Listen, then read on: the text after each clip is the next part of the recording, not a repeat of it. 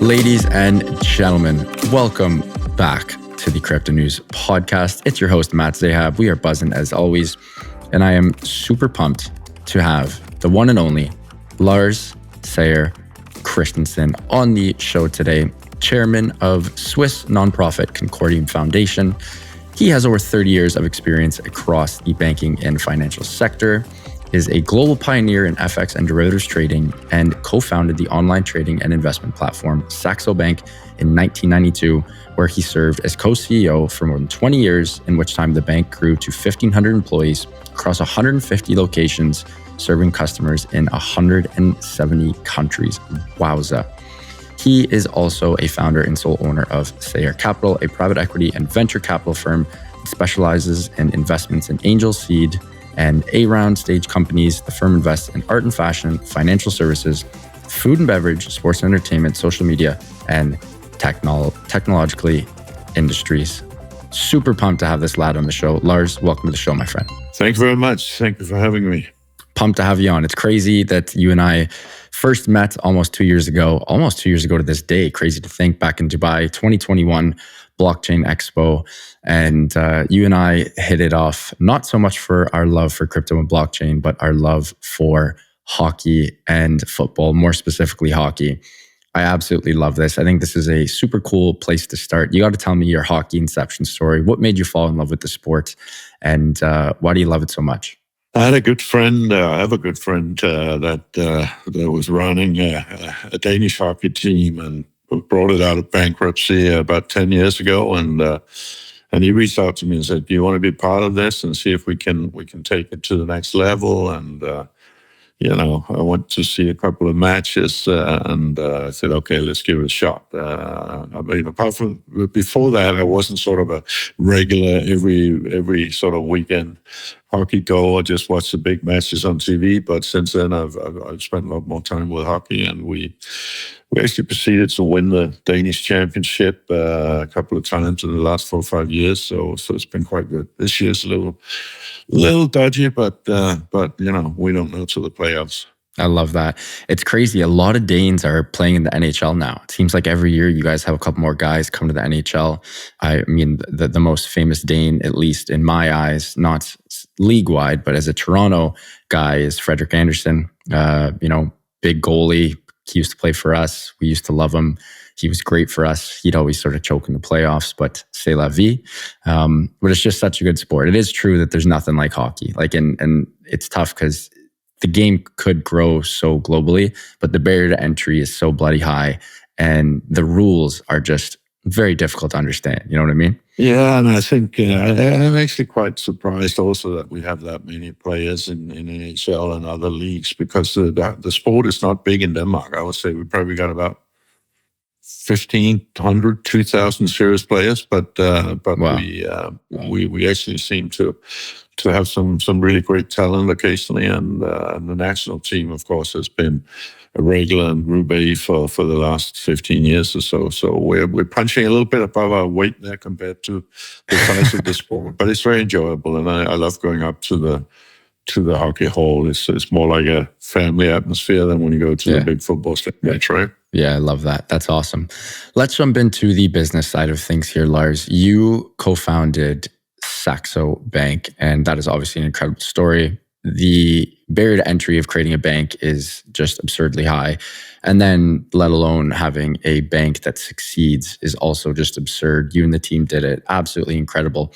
What are some of the biggest lessons that you learned, perhaps some of your leadership or management styles? Like, how did you and the team grow a bank from a small little thing to one of the biggest in the world? Because that's, again, you're literally only a handful of people on the planet who've ever done that. What are some of the biggest lessons, key takeaways, or perhaps even better stories that you have along the 30 years of growing it? Well, I think there's some interesting parallels to the blockchain industry, because what really gave us our opportunity was being very early adopters of the internet back in the day, and while we founded as a tiny company in 1992, when we were not a bank at the time, that came later, we kind of embraced the internet that was was at a very early stage in the mid-90s, obviously, and brought out one of the first trading platforms in 97, which was extremely early days for online trading. And so it was really the early adoption of a new transformative technology that I think enabled us to find a good place there, right? And that has always been the focus of the bank. We are a bank, but there's a lot of banking things we don't do, right?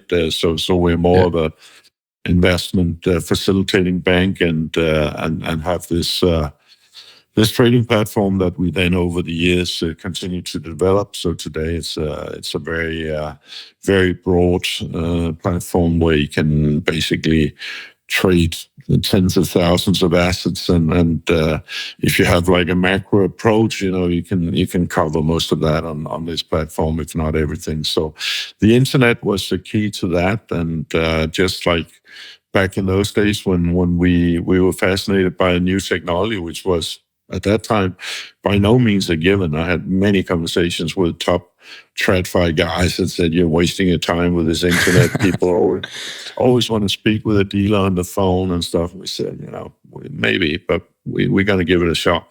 And I experienced a little bit of the same here. You have another transformative technology, which also is sort of fairly early stage, and around which there's also a lot of skepticism. So I think some of those learnings from back in the day with the internet comes in quite handy now, and gives you confidence that we will eventually get there with broad adoption of blockchain, because it makes a lot of sense, just like the internet did.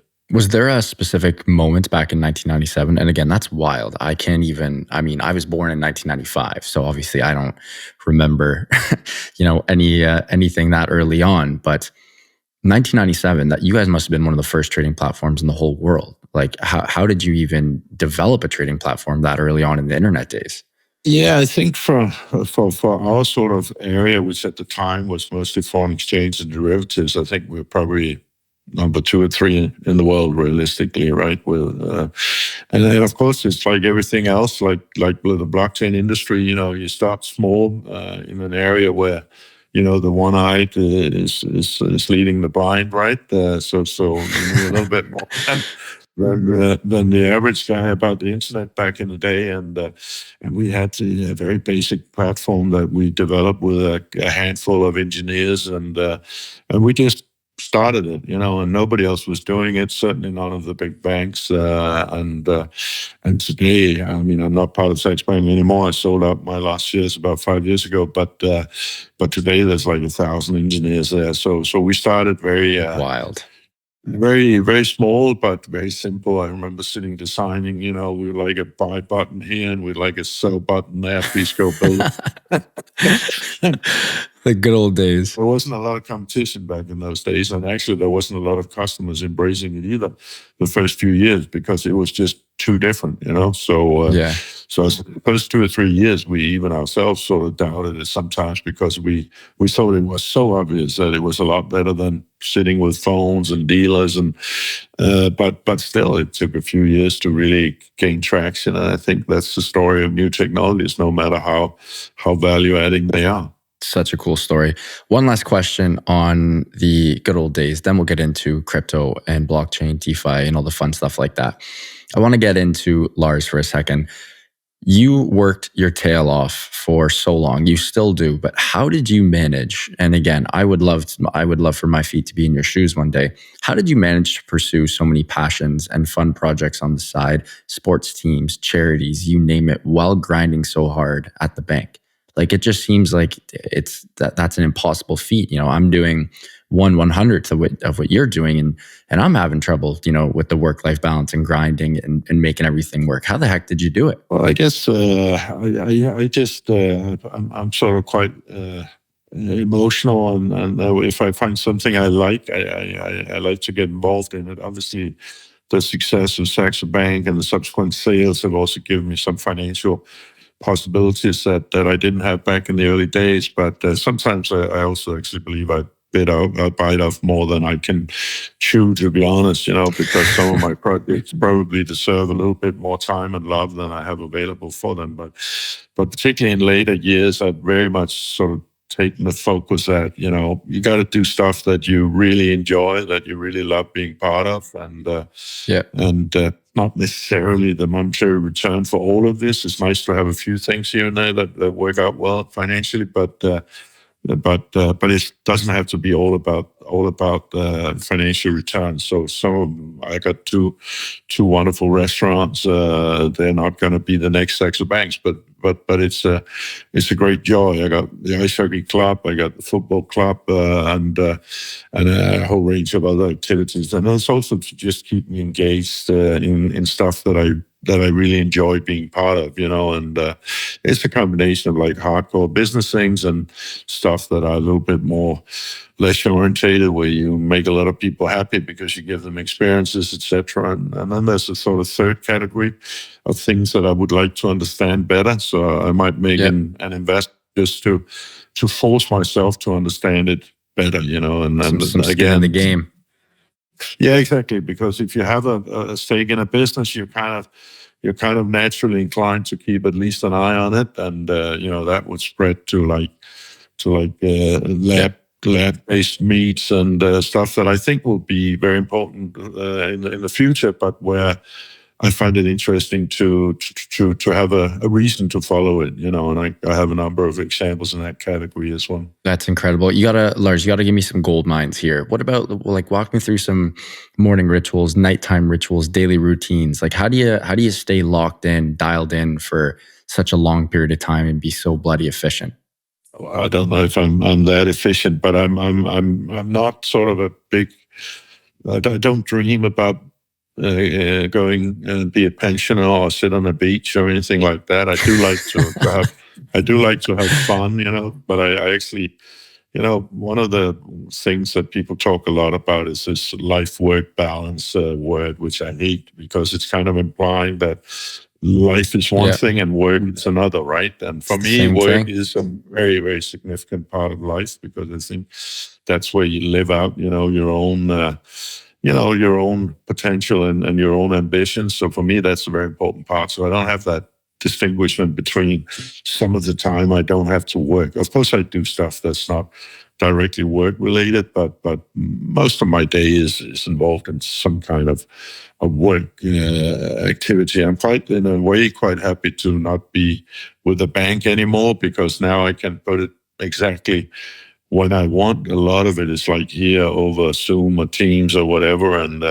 you can basically be anywhere in the world. You can schedule your time as you please. You probably get to do a lot of hours, but you do them on your own sort of schedule, right? And then I can only recommend drinking a fair bit of good red wine. That's good for keeping your energy levels high.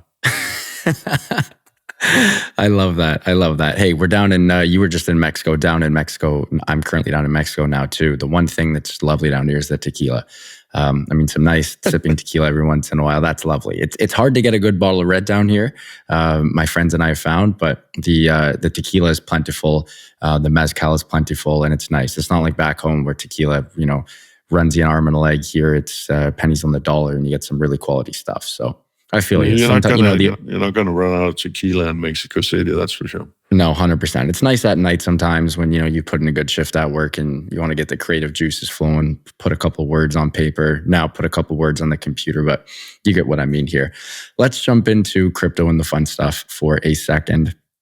One of the big sort of underlying narratives at Concordium and yourself is that DeFi is paving the way for a more inclusive financial future. 10 minutes ago in the pod, you just discussed the parallels you saw back in 1997 with the internet revolutionizing sort of the finance industry and just all industries in the whole. In present day, in the 2020s, we have blockchain, which hopefully and most likely will do the same thing.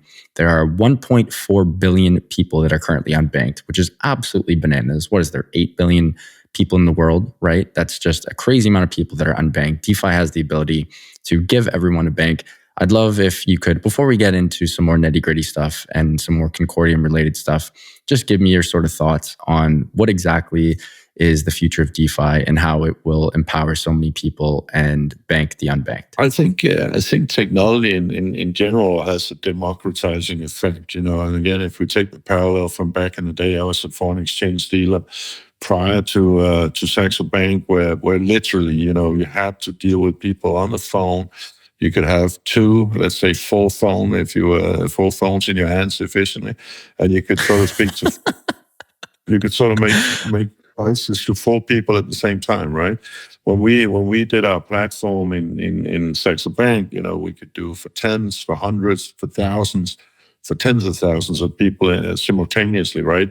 Which also meant that we could bring down the barriers to be part of the financial industry, right? So it has a strong democratizing effect. And I think it's the same here, the traditional way of doing things is somewhat exclusive. It's not necessarily because of bad will from the banks, but it's simply that the systems are so costly and so complicated that it's very hard for them to justify bringing on very small clients. It's simply going to be a losing business. And it's a tall order to demand from a bank that it should lose tons of money on doing essentially the right thing, right? So it has a lot to do with the old technology not being very suitable for banking smaller clients, basically. There's, of course, also a heavy regulatory aspect, which doesn't make it easier. So some of the regulatory hurdles that you can, albeit onerous, you can fulfill in Western Europe or the States or this part of the world, very hard to meet in some of the emerging markets where some people don't even have an ID or unable to sort of verify the necessary information for KYC purposes, etc. So we shouldn't think that this is sort of conspiracy to keep people out of the market. But I don't think it is. I think genuinely banks like to have customers, but the combination of old school technology that's very clunky and high requirements for ID KYC, it makes it very, very difficult for the traditional sector to bank this 1.4 billion people. Now, blockchain and the internet, to some extent, of course, is solving one side of that issue, which is we now have a technology that actually makes it fairly easy to get people involved in the financial system. That hasn't solved the regulatory aspect, and I think that's the next concern here. How do we find a way to comfortably integrate all these unbanked people into the financial system to a degree that's acceptable to regulators? Because if you can't do that in a way that is acceptable to regulators, well, then you're going to have to be on the borderline all the time, and perhaps across the borderline of legality. And that's, of course, what we're already seeing, that some of these things, while being very efficient, blockchain, DeFi, etc., are efficient in engaging people, but they're definitely borderline from a legal point of view, and sometimes worse than that, right? Very true. How do you even go about the whole regulatory aspect, though? Because again, you nailed it on the head. We have the infrastructure and we have the tech, i.e. DeFi, crypto, blockchain. In order for the unbanked people, use an example, the many people in Africa who don't have access to this technology, they can do this, right? There is an opportunity for them to get internet. But then, just like you said, there's the regulatory shit show. No banks want to come in and build their own infrastructure because it's not profitable. At the end of the day, they are a for-profit business. They're not a non-for-profit. They're not a charity.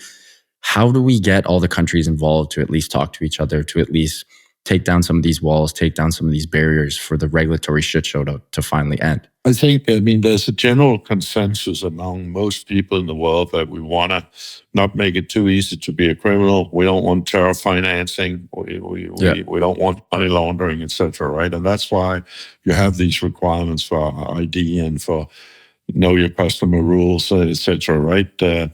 So I think the idea is fundamental, but I think part of this technology, as we're already seeing now, I think yesterday the EU now say we're going to have an ID for all citizens in the EU.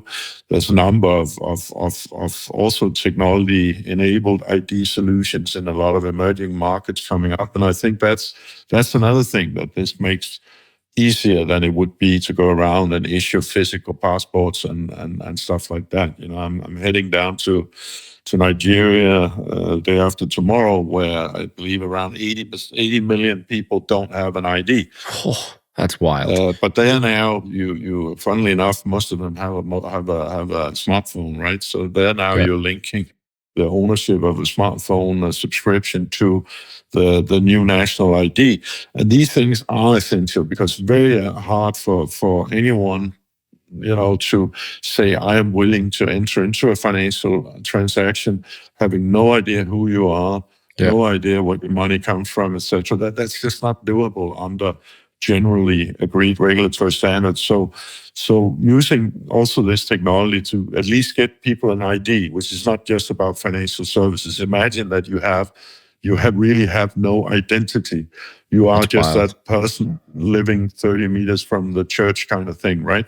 It's a big problem, even apart from being part of the financial system, that a lot of people in this world simply don't have an ID. They don't have an identity, and you need that in many other contexts. So I think that's one problem you need to solve.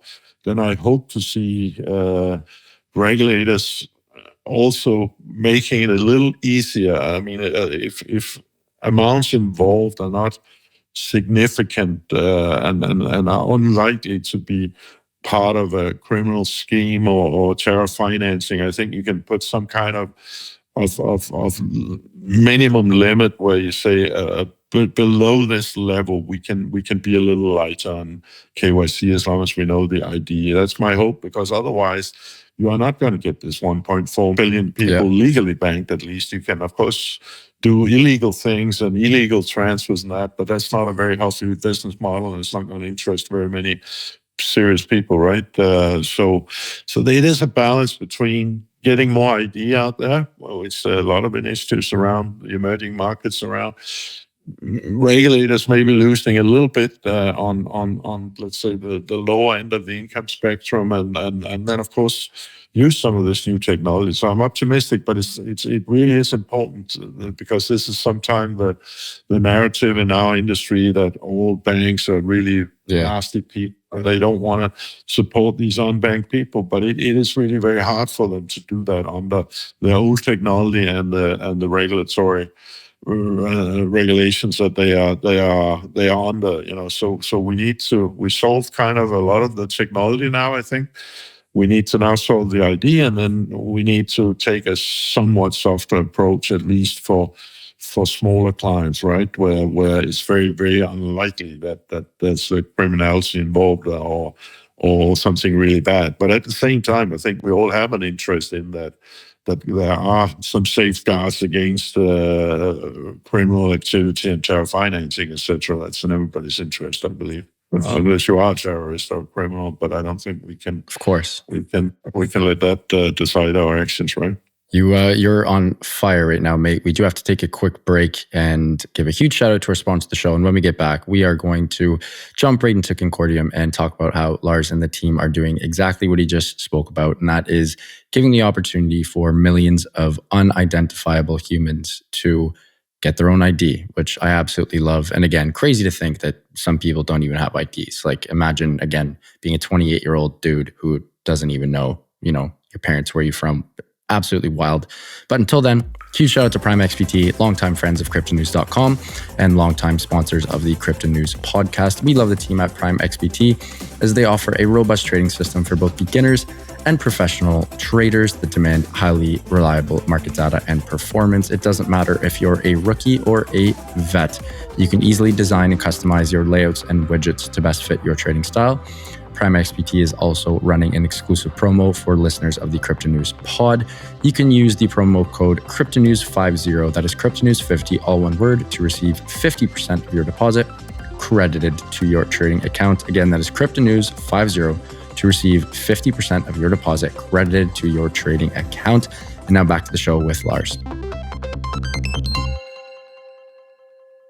Lars, let's jump right into Concordium. I feel like most of the listeners already know what you and the team do. One of the most interesting aspects of the biz is exactly what we just discussed, and that is giving IDs to people who don't have them. And that is using a combination of ZK tech and a bunch of other really fun, interesting, and novel pieces of tech. I'd love if you could give a quick sort of TLDR 360 overview on what exactly you and the team are building and how you are going to hopefully give IDs to all the people who don't currently have them. Well, I mean, the sort of fundamental idea of Concordium is to try to build this bridge between decentralization, which I'm a big believer in and see a lot of benefit from, not least because I've seen centralized TradFi from the inside, and I know the huge amount of pain points and problems that creates. So decentralization is great, but we also have to be realistic around the requirements of society around you, the regulators, the lawmakers, general society has a lot of things they want to impose on an industry. Now that's not very popular with the sort of the originals of this industry, but it's just a fact, and you can choose to live up to it or not, or to accept it and try to find solutions. So our vision with Concordium was to marry the decentralized, all the stuff that we all know is great about blockchain, but at the same time have some respect for the rules and society around us. And you can have all sorts of ideological ideas about that. You can be an anarchist. You can think you want a different world. But the fact is, if you want to see mainstream adoption for this industry, it is going to be, to a large extent, on the terms and conditions of the world as is. Now, then we can go do things a lot smarter, a lot better, a lot more efficiently, a lot more secure. But at the end of the day, we have to expect to follow the same rules as everybody else. So that's the key thing. Now, in terms of the bottom line of all sort of trustworthy interaction is really that you know who you're dealing with. That's kind of the baseline, because knowing your client and the general KYC and checking people's credentials and their understanding of what you might be proposing to them, etc., is one thing, but it's all pretty irrelevant if you don't know with certainty that you are Matt and I'm Lars. And then all KYC becomes pretty academic if we can't be sure about that point. So that's the core thing that we have built in at a foundational layer. I mean, most blockchains are now coming around to realizing it's an absolute necessity. So there's a lot of layer 2 ID solutions being built, and that's fine. That's a necessary direction for the space, but we chose to build it in at a time when it was less obvious to build it in at the layer 1, which then has the advantages that can go across all the use cases instead of being kind of the silos that we know from the old system, right? Now, just to correct you a bit, we can't actually create an ID for an unidentified Nigerian. We can take his basic ID and lift it into an environment where you can get a lot of benefits from it, but we're not issuing IDs to people that don't have ID, right? We need to base ourselves off a credible ID, at least at this point. Maybe it could be different in the future, but for us, it's a question of taking that basic ID, with which you probably can't do very much, to be honest, except that you at least have an identity and you can use that in various ID and KYC processes. We take that ID and put it into an efficient environment where you can then use it across a whole range of different activities and projects and use cases, right? So just to clarify that, but we are dependent on the user having been ID'd by a trustworthy ID issuer in the first place, right? Yeah, totally makes sense there. But the whole thing here is that right now, this world is only going one way. And it's, in the old days, it used to be the financial sector, where there was a lot of focus on ID and KYC. But today, you go into a gallery and you want to buy a painting, you have to go through KYC. You want to interact with a social media platform, and you can see all the problems when people are actually not appropriately ID'd, where people can do fake profiles, cause all sorts of mayhem around it. So ID at its basic form, I think, is increasingly very necessary across almost all walks of life now. But the important thing there is that having ID and being willing to ID yourself is not equal to not having privacy. There's a big difference between anonymity and privacy. So knowing that a person has been willing to, or an organization has been willing to ID itself, actually allows you to extend more privacy to that individual than they used to in the current old system, right? As a simple example, if you send your kid down to the liquor store to pick up a bottle of wine, then if there's any doubt whether that person's over 18 or 21 in other jurisdictions, well, then they will ask for ID, which means you pass over your social security card or your passport, and all of a sudden you give a lot of information to an unknown person that's just in the liquor store and could be abused from that point of view, right? Where with modern self-sovereign ID, you can control the what characteristics of your ID that you need in any given circumstance. Now, in that particular case, the only thing that person needs to know is you're over 18. Doesn't need to know how old. Yeah, exactly. He doesn't need to know how old you are as long as you're over 18. Doesn't need to know where you live. Doesn't need to know your security number. Doesn't need to know your name, etc. But in the current system where ID is kind of, as you say, all or nothing type thing, right? It creates a lot of additional risk factors when you actually ID yourself. So I think the beauty of zero-knowledge-based ID on blockchain is that you get much more control over your ID, and in that sense gain much more privacy than you have in the current system. So I think that's something we'll see much more of, and with current developments in AI and deep fake and avatars and all that. Already now, you can actually be sure that you're talking to me. This could be an avatar. In fact, I have one.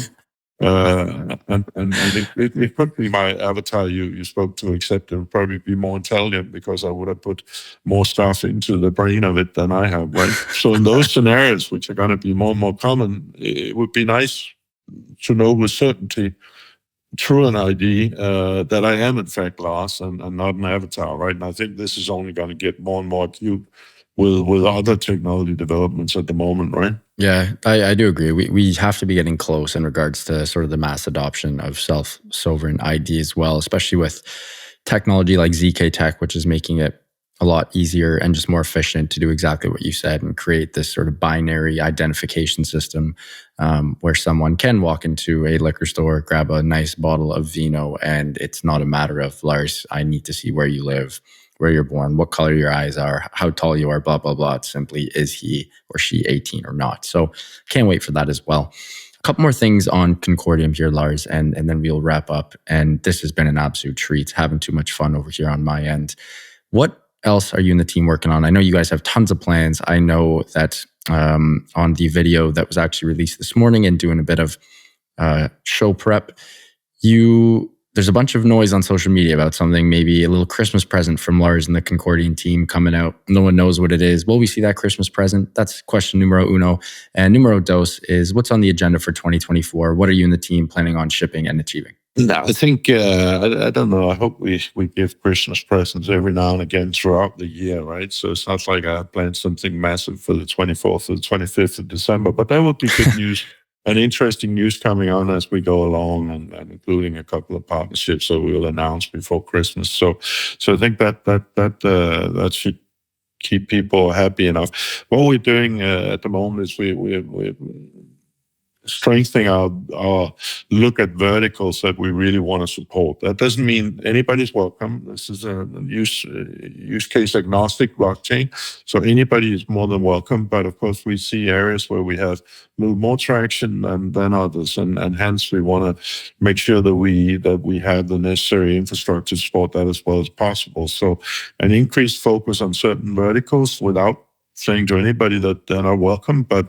just trying to support in particular areas like ESG, where we see a lot of interest at the moment, carbon credit type things, DeFi, which we think has wonderful potential, but also needs those aspects of ID KYC that we talked about, right? We're looking at stuff in the automotive industry and trying to sort of focus our own proactive efforts in certain areas while still being there for anyone really that wants to build something on Concordium, because we are we are a decentralized system. It's not for us to say you can build or you cannot build. Anybody can build, but we can choose where we try to supply a bit more accessoric technology and stuff that makes it easier for those particular areas to engage with us. So I think 2024, I think the thing that this blockchain, I think, lacks a little bit. I think we built a really good blockchain. I think the vision behind it is good. I think we are cutting edge around scalability, around finality, around the balance between accountability and privacy. We have stable fees and stuff like that. So we have built a really good blockchain that works very well.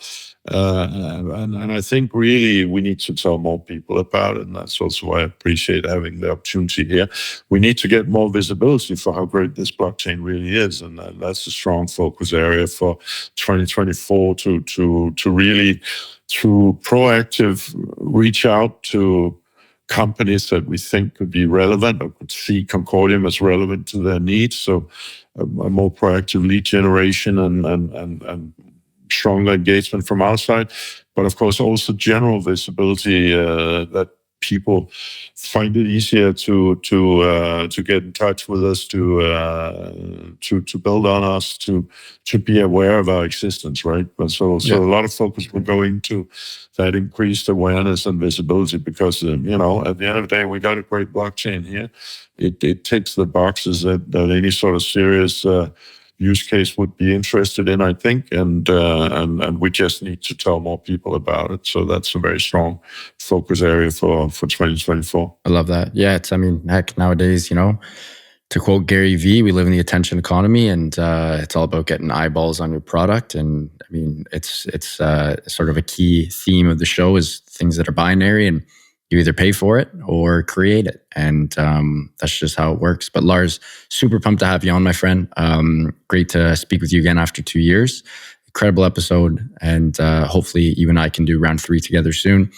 Before you go, can you please let our listeners know where they can find Concordium and yourself personally online and on socials? Yeah, the easiest access point, I would say, for broad access is Concordium.com, the website, where you can then see all of our many social media channels. We obviously got a Telegram group, which is quite active also. But if you want the full overview, I think Concordium.com is a good place to start.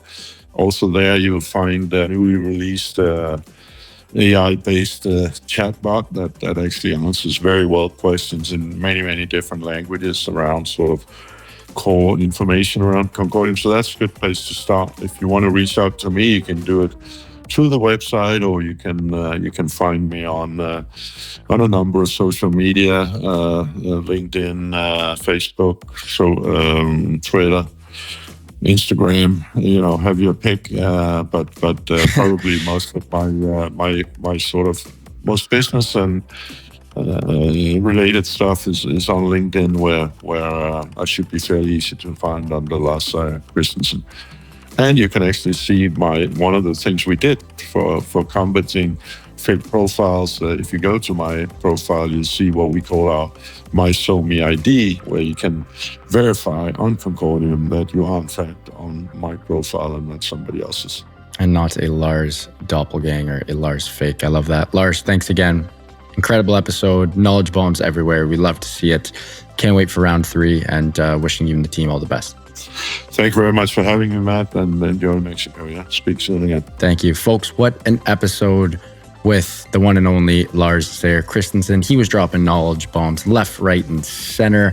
Anything on DeFi, breaking the gap between DeFi and TradFi, IDs, you name it, we covered it. Huge shout out to Lars and the team for making this happen. Listeners, love you guys as always. Thank you so much for listening. My team, appreciate you guys. Eustace, my amazing sound editor, you are the man, and you know it. And back to the listeners, love you guys. Keep on growing those bags and keep on staying healthy, wealthy, and happy. Bye for now, and we'll talk soon.